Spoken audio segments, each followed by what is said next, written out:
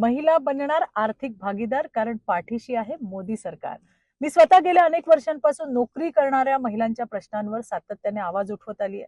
त्यांच्या सुरक्षिततेची, प्रवासाच्या अडचणींची आणि मुलांच्या जबाबदारीची मागणी करत आली आहे. आज या संकल्पामध्ये कामाच्या ठिकाणची सुरक्षा, रात्रीची सुरक्षित वाहतूक आणि क्रेच सुविधांवरती भर देण्यात आलाय. आणि त्यामुळे या मागण्यांना ठोस उत्तर मिळालंय, याचं मला विशेष समाधान सुद्धा वाटतंय. हा अर्थसंकल्प नोकरी करणाऱ्या महिलांच्या वास्तव अडचणी ओळखणारा आणि त्यावर उपाय देणार आहे. आणि त्यांच्या स्वप्नामधील हे जे अडथळे आहेत हे दूर करणारा अर्थसंकल्प आहे.